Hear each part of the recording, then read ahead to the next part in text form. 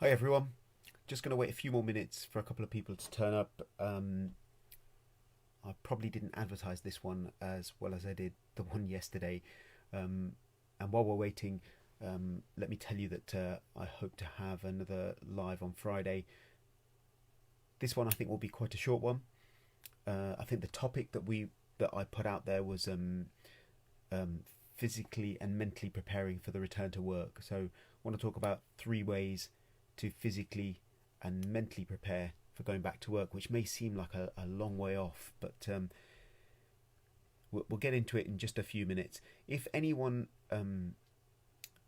wants the PDF of yesterday's Facebook Live and some of my comments and notes about it, just drop your email address in the comments and I'll get that sent off to you later today.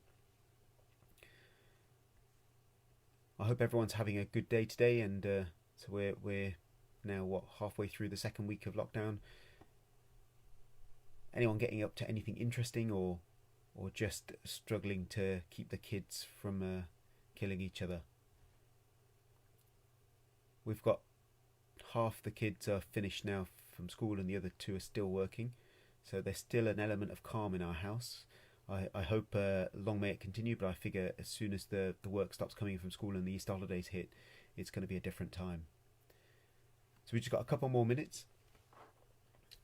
If there's anything anyone wants to talk about, or related or unrelated to this topic, please feel free to drop a comment, and I'll see if I can give you a decent answer.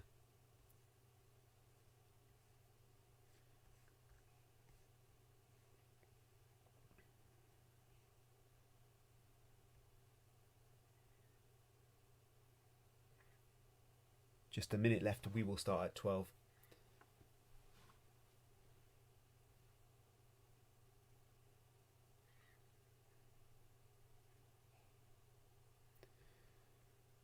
So, the 3 ways to physically and mentally prepare for your return to work.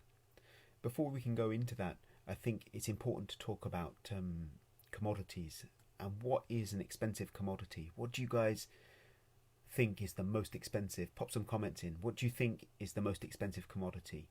I was looking this up on Google, and there were some really strange um, materials that came up, and diamonds was one of them, but it was low down the list.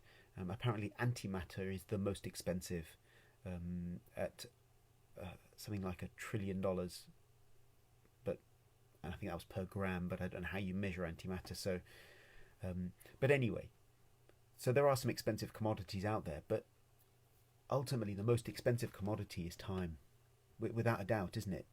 And if we think about that, we might think that the most valuable thing in the world is our children, partners, parents, health, those things that are our relationships with our loved ones, or it may even be your car or watch that you love, or it could be something that's completely inexpensive but priceless to you. So there are indeed many things that are valuable, but really the most valuable thing we have is time, and by far is time. And how many of us are just killing time, literally just wasting time? We've had a week and a half off. When are we ever going to get that where we can't go out? Really, we have to stay at home. We've got time to do things, and I'm hoping that just these few minutes with me, you'll not have wasted your time, and maybe you'll have learned something about spending time carefully. Things like exercise and health and nutrition. How much time do you spend with your loved ones doing the things that bring families closer? And I don't know if that means watching Netflix together, because for some people, watching TV together is a great way to bond with your family. But I feel that there are better ways to spend time with your family than TV. So the way you use your time is critical, and it's the one thing that affects the success in every part of your life. It's almost entirely dependent on how you use your time. Think about it, you can always get another job and always get new possessions, but you can never get more time. And you can never recapture time that you've spent or lost. So you can't rent time, you can't borrow it, store it, save it, or renew it. and definitely can't multiply it. All you can do is spend it. And there is no way you can save time. So when we say we've saved time, all we've done is we've completed a task more quickly than we expected. But it's not as if you've saved that amount of time for use later. Unlike other talents like education or money, we all have the exact same amount of time. It's the only aspect of our lives where we are truly equal. You know, each human being has exactly the same number of hours in the day and the same number of minutes. Rich people can't buy more hours. Scientists can't invent more hours. So your time really is your life, and you need to understand the tricky nature of time. So in these days that we've got ahead of us, in these times that we've got ahead of us, it's unprecedented that you be given this gift of time. And I've said in my last Facebook Lives and messages and videos that it really is a gift at this time. It's catastrophic for the world, and there will be some loss and there will be some pain without a doubt. But we have to look at the positive in this, and the time that we've got, we can achieve a lot. As I said, think about your practices and what you're going to do. But I think the 3 ways that I'm going to physically and mentally prepare for going back into practice is I'm going to use this time to really concentrate on my health and nutrition.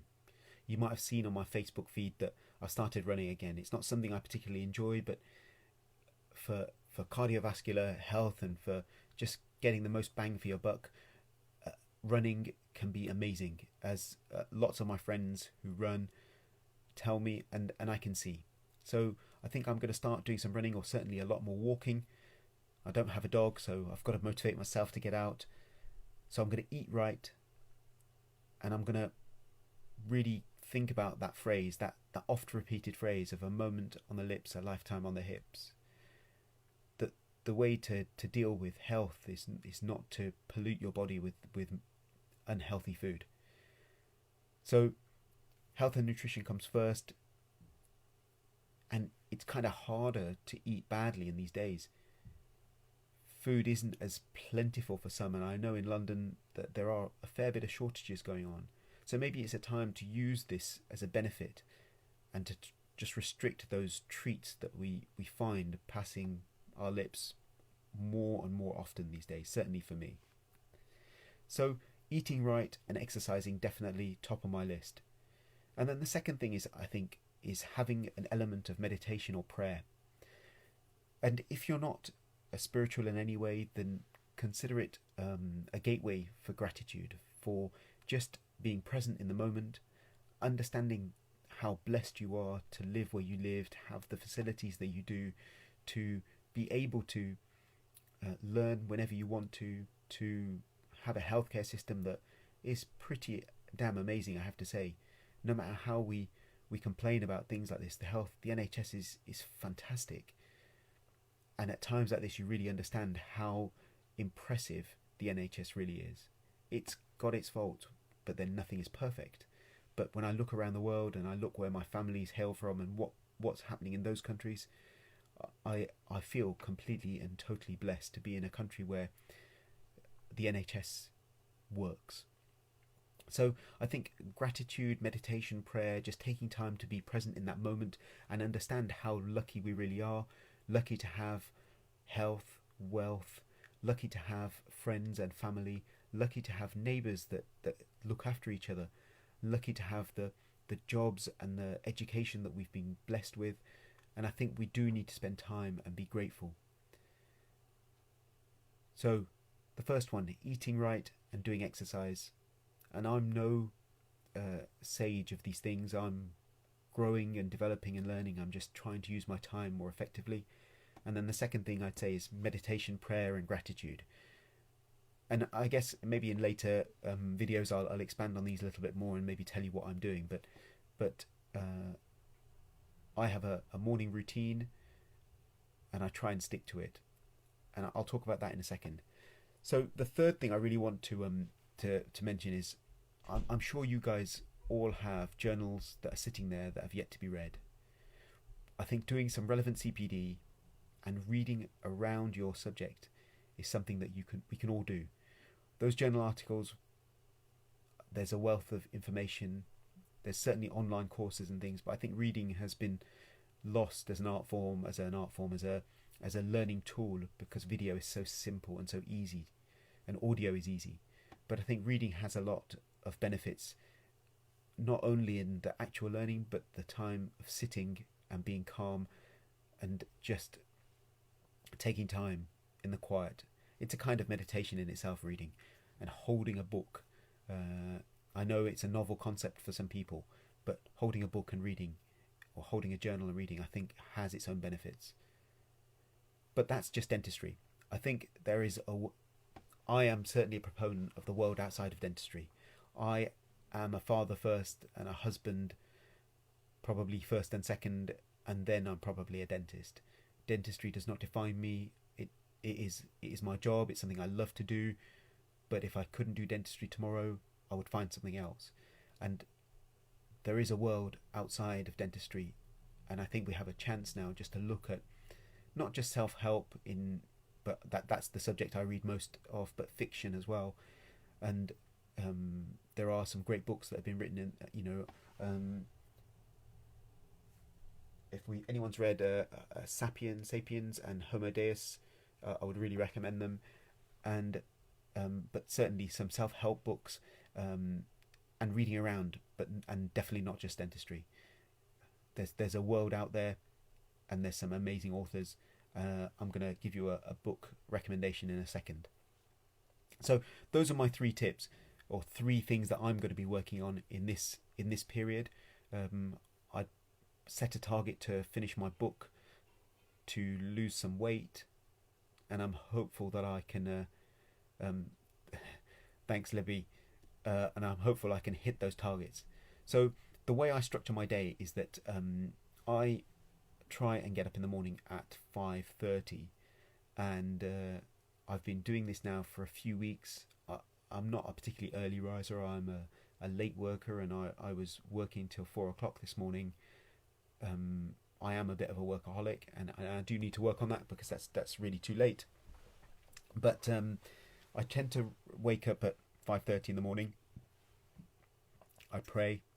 I do a gratitude diary, and then I start my day. And I'm trying to incorporate some exercise at that time. It's been a slow start. I'm learning, and I'm hoping to exercise 3 times a week. My good friend Dr. Farhan Ahmed reintroduced me to running, and I have to say it has been good for me. I've only just started, so watch this space.